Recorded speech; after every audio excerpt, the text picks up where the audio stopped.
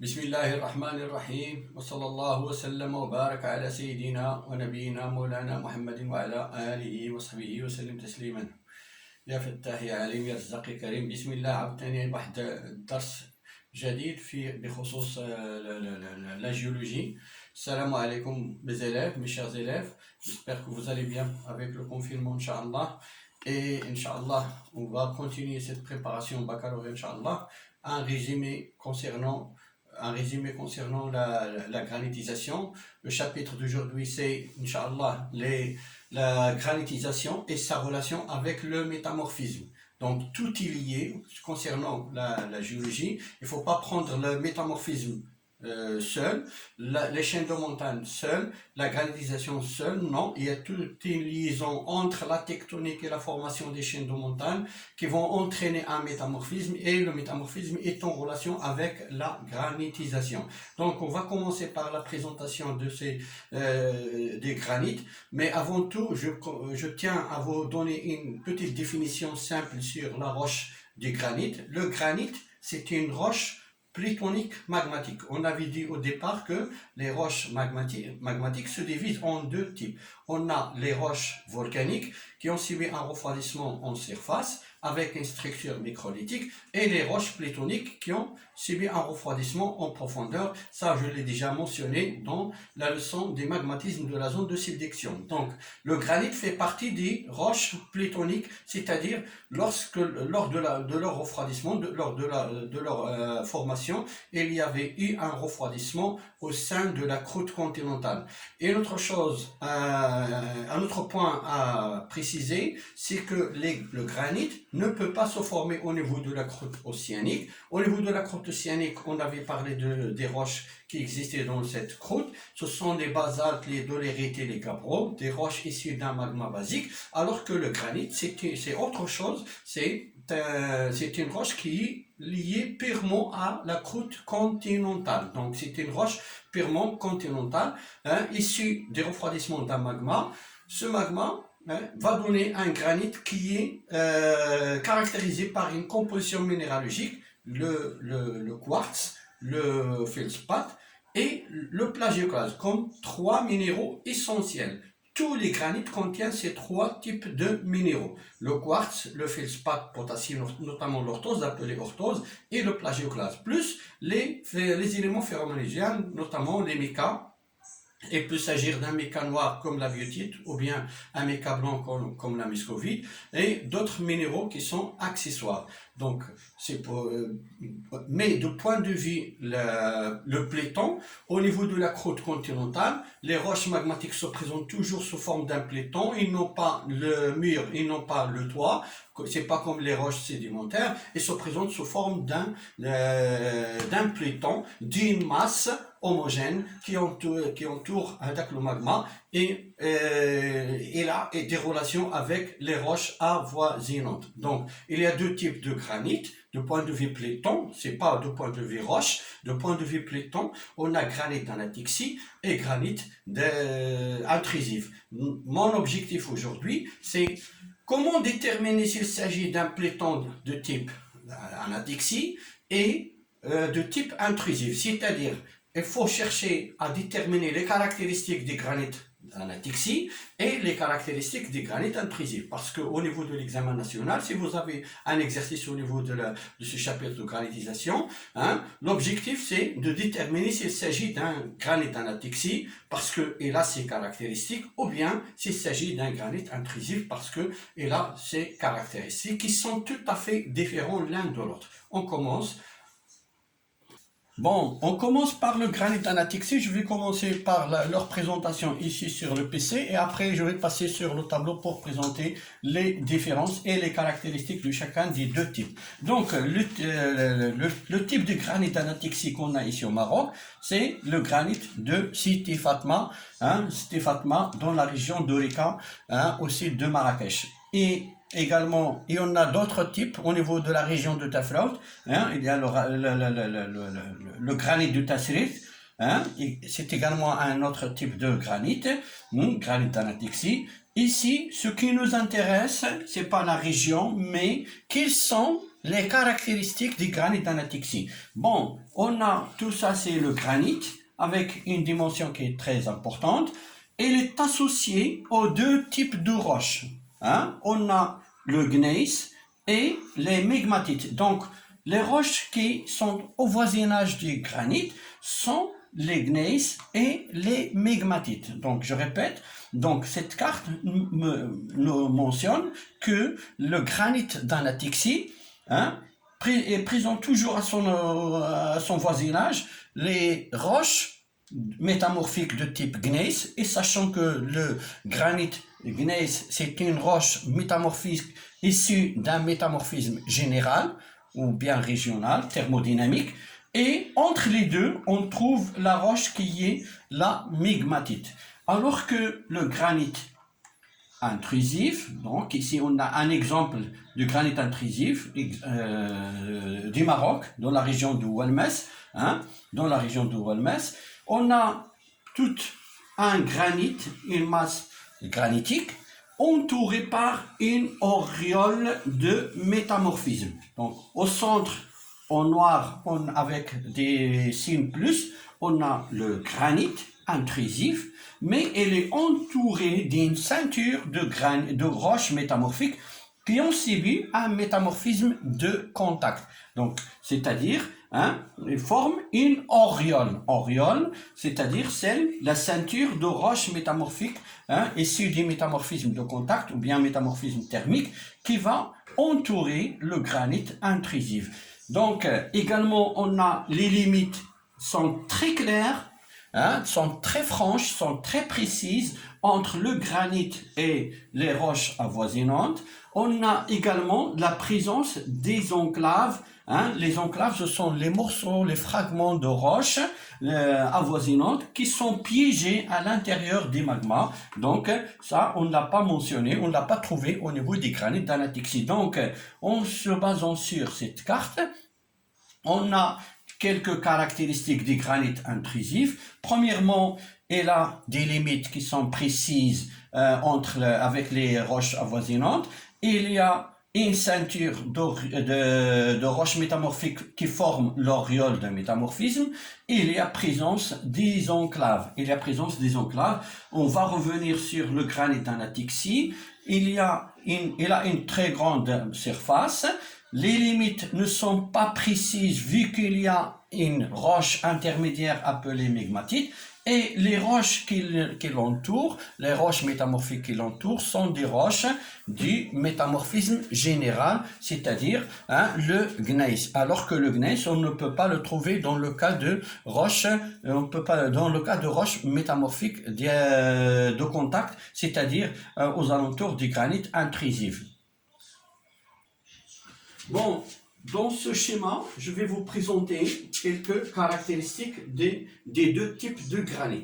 Donc, je commence de la surface vers la profondeur.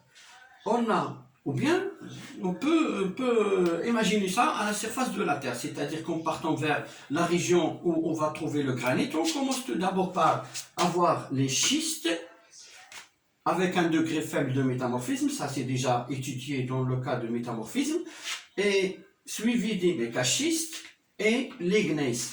Les trois types de roches sont des roches du métamorphisme général, appelées également métamorphisme thermodynamique. Et au centre, ici, en profondeur, on a le granit. C'est le granit d'Anatixi. Pourquoi c'est le granit d'Anatixi? Parce que on a le gneiss. Et entre le granit d'Anatixi et le gneiss, on a une zone intermédiaire. Une zone intermédiaire où on ne sait pas exactement est-ce qu'on a le gneiss ou bien est-ce qu'on est dans le granit. Donc ici, les limites ne sont pas claires vu qu'on a les mégmatites. Et la roche mégmatite, d'un côté, on peut dire qu'il s'agit du gneiss, mais dans l'autre côté, on peut dire qu'il s'agit du granit, parce qu'elle porte les caractéristiques aussi bien du gneiss, c'est-à-dire avec une structure foliée, avec la composition minéralogique du gneiss, et de l'autre côté du granit, on a une structure grenue avec les minéraux du granit. Donc, on peut résumer les caractéristiques du granit d'Anatixi. Une fois qu'on a le granit d'Anatixi, il faut s'attendre à avoir le gneiss, il faut s'attendre à avoir les mégmatites, il faut s'attendre à avoir une limite qui n'est pas précise, qui n'est pas franche entre le granit et le gneiss. La surface des granits d'Anatixi est toujours très importante par rapport au granit intrusif. Hein. Donc, il n'y a pas de migration. Il a subi le refroidissement au sein de la roche granitique. Du côté du granit intrusif, il s'agit d'une masse de granit, masse d'une roche granitique, hein, au sein des roches avoisinantes, sous forme de couches, hein, et chaque couche est formée d'un mur et d'un toit. Donc, ces couches sont coupées par le granit, voilà, en pratiquant le principe de continuité. On peut déterminer l'âge des granites, et puisque c'est le granit qui a coupé toutes ces couches, donc on peut déduire selon le principe de continuité, de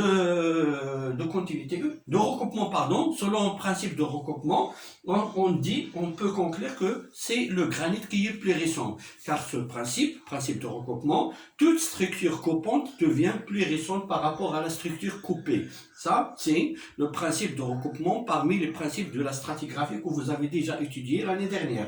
Donc, toutes ces structures de roches sédimentaires sont coupées par le granit, donc le granit est le plus récent. C'est-à-dire que hein, cet emplacement du granit n'est pas sa place habituelle. Elle est venue d'une autre profondeur pour aller s'installer hein, au niveau, au sein de ces roches. Et il a provoqué sa transformation, c'est-à-dire son métamorphisme, et c'est grâce à sa chaleur que s'est formée cette auréole de métamorphisme issue d'un métamorphisme de contact. Donc, on peut déduire les caractéristiques de ce type de granit, les limites franches avec les roches avoisinantes, présence d'une auréole de métamorphisme, sa surface est beaucoup plus restreinte en la comparant avec la surface des granits d'Anatixi.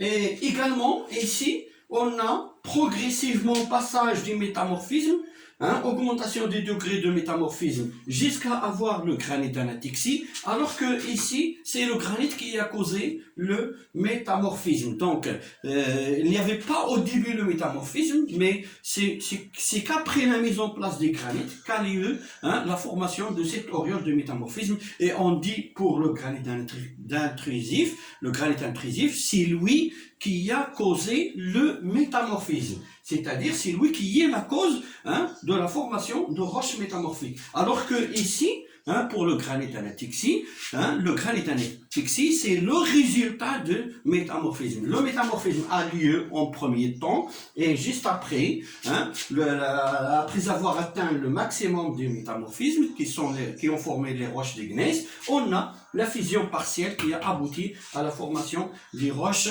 granitiques. Pour l'étude minéralogique et structurale des trois types de roches, le gneiss, la mégmatite, le granit.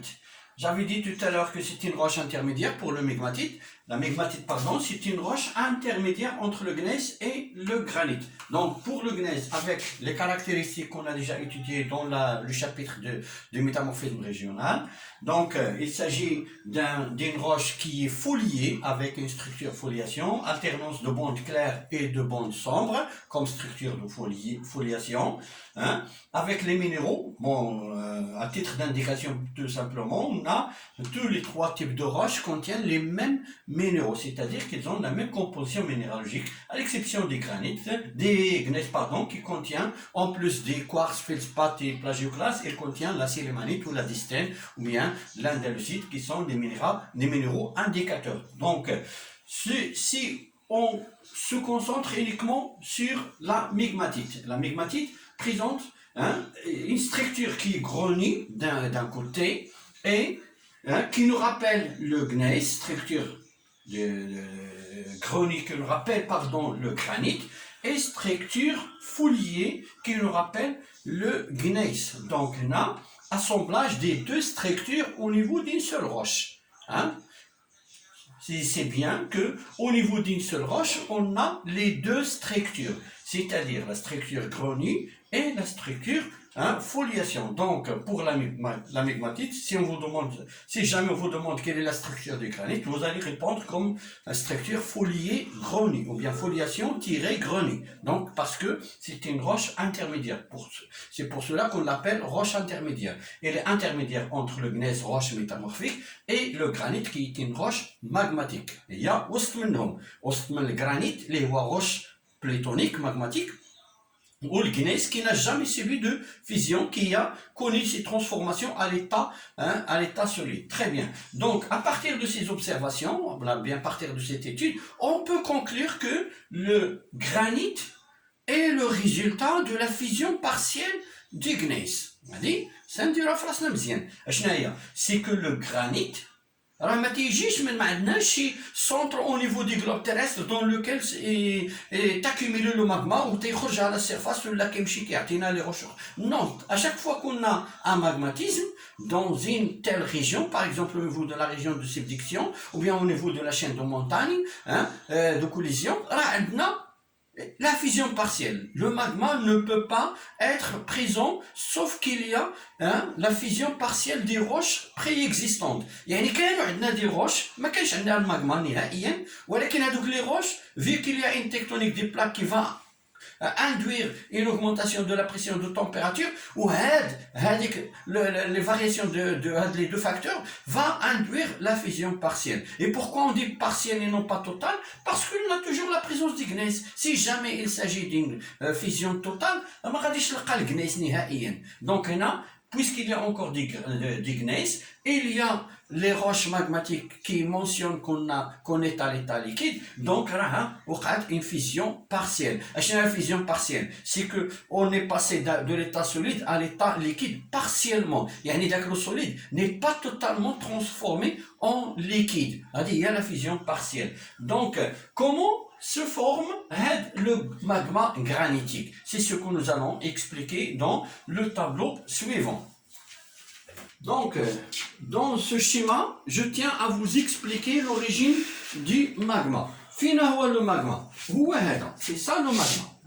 Le magma, on appelle ça le magma anatictique. On peut le réaliser expérimentalement, c'est-à-dire on peut prendre des roches d'argile, on diluera la température dans un four, et on obtiendra un liquide anatictique. Et l'expérience a montré, quelle que soit la composition minéralogique de la roche d'origine liée à l'argile, on obtient toujours un magma qui est homogène, qui ne varie pas avec la même composition minéralogique. يعني كيف ما بغات تكون ديك la roche d'origine اللي هي l'argile, نجبدها وندير لها la fusion partielle, غتعطيني دائما واحد le magma, واحد liquide. وهذاك الليكيد الى وقعت ليه لو ريفرويديسمون غيعطيني واحد لا روش 100% شابهه للجرانيت. اي اون ابيل هذاك لو ليكيد لو ماغما اناتيكتيك جو بريسيز ماغما اناتيكتيك. ايوا دابا على l'échelle de la chaîne de montagne كيفاش كيتكون عندنا هذا لو ماغما اناتيكتيك.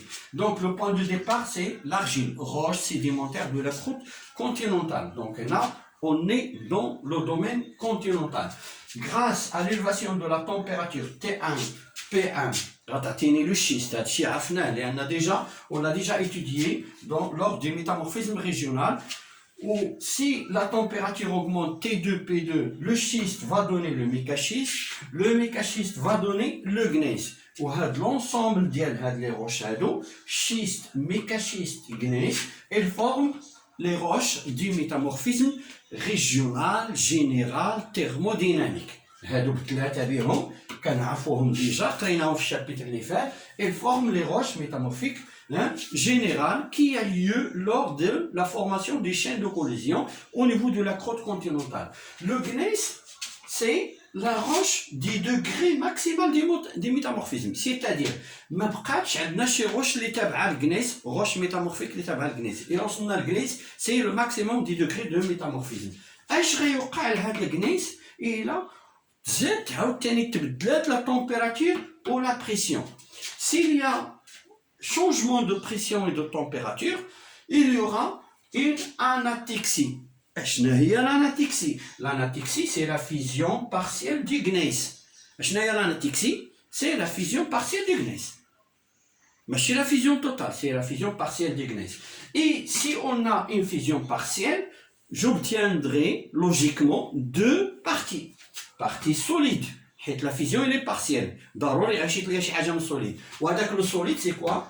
C'est le gneiss. Et une partie liquide qui a subi la fusion. La partie du gneiss qui a subi la fusion, ratatini un liquide. La partie qui n'a pas subi la fusion, qui a résisté à la fusion, va rester comme étant une roche gneiss. Donc, liquide, solide, liquide, هو le magma anatectique, qu'on a montré expérimentalement, et la partie solide, c'est le gneiss. Et entre les deux, en vert, c'est les migmatites.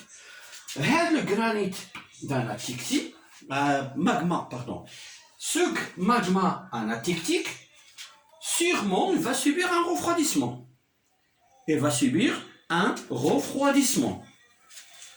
Il va subir un refroidissement. Et tout magma, je fais le magmatisme de antisubduction, tout magma tend à se refroidir, a dit, hein, par définition, c'est-à-dire logiquement.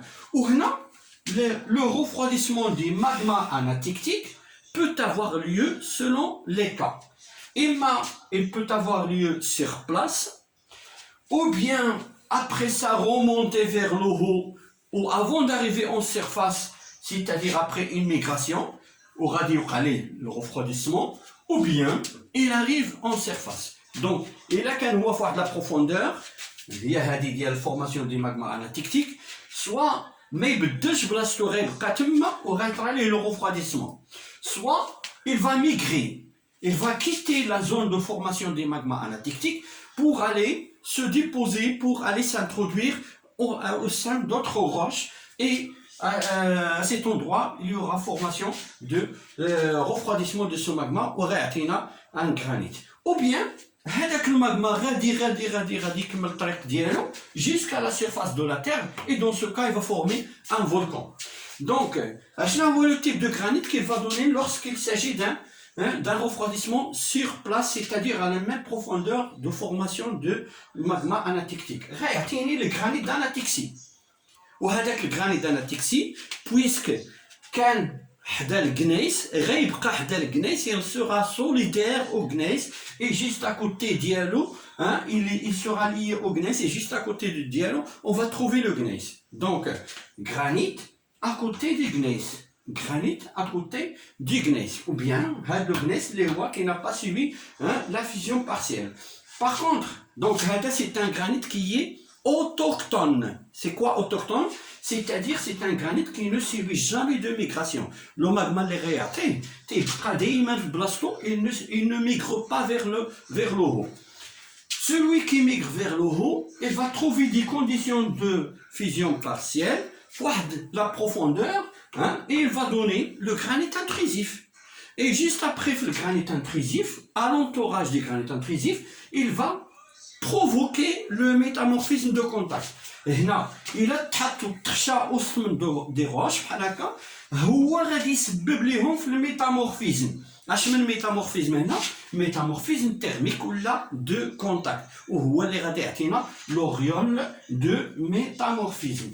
S'il arrive en surface, comme j'ai dit tout à l'heure, il va donner un volcan. Le type de roche اللي غيعطينا هنا, c'est la rhyolite. Ce n'est pas le basalte. Le magma اللي كيعطي le basalte comme roche volcanique راه بوحدو. Le magma qui a donné la rhyolite هو بوحدو. De point de vue pH, teneur en silice, teneur en composition ferromagnésien, qu'il y a une grande différence entre le magma basaltique et le magma granitique. Donc à retenir, la rhyolite, roche volcanique issue du magma anatectique. Roche du granit intrusif, elle est issue du magma anatectique. Roche du granit d'anatexie, elle est issue également du refroidissement du magma anatectique. Donc, les trois types de roches, rhyolite, granit intrusif et granit d'anatexie, ils ont la même composition minéralogique, et la même composition chimique. Yani, on a le quartz, ici également le quartz, ici également le quartz au niveau du granit, des rhyolites, pardon. feldspathe potassique, l'orthose, feldspathe potassique, les plagioclases, les biotites, les mêmes minéraux.